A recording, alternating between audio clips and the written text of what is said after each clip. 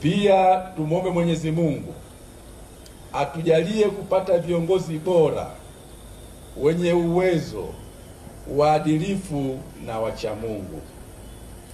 Hii itatuwezesha kuwa na viongozi wasio na ubinafsi, bali wenye uzalendo wa kweli na walio tayari kujenga jamii ya Tanzania katika misingi ya ukweli, haki, uadilifu, upendo, ustawi na uhuru kwa wote. Neno la Mungu katika kitabu cha Mithali sura ya 29 aya ya 2 linasema, waadilifu wakifanikiwa watu hufurahi, waovu watawalapo watu huugua. Tunaomba watu wetu wasiugue.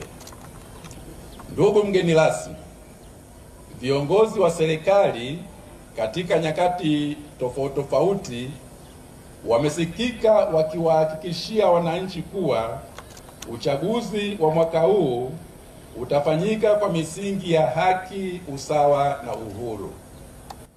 Tunaomba kauli hizi nzuri na za kutia moyo za viongozi wetu zionekane kwenye matendo katika hatua zote za uchaguzi, kwani baadhi ya matukio tuliyoyashuhudia katika jamii yetu hayaonyeshi kuwa watendaji au wasimamizi wa sheria wanatekeleza kile kinachoahidiwa na viongozi wetu. Kinachoahidiwa hakiendani na kile kinachotendeka.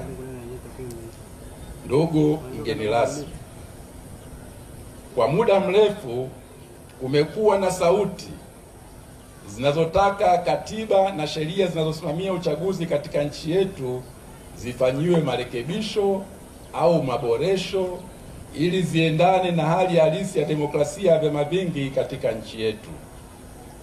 Inavyoonekana ni kuwa wanaonufaika na mapungufu yaliyomo katika sheria za sasa hawana haraka ya kufanya maboresho hayo, na wale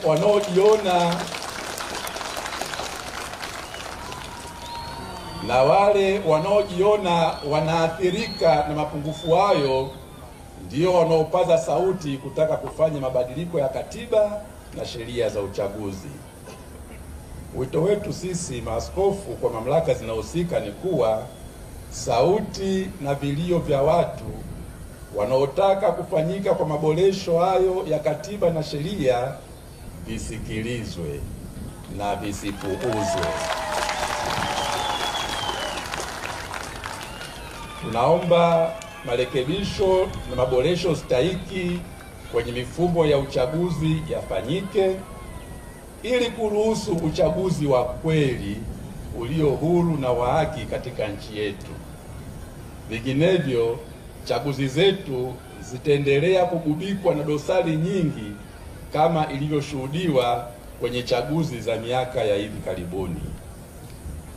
Mwisho, tunamrudia tena Mwenyezi Mungu tukimwomba alibariki Jimbo Katoliki la Iringa, awabariki viongozi wetu wa kitaifa, aibariki nchi yetu na raia wake wote.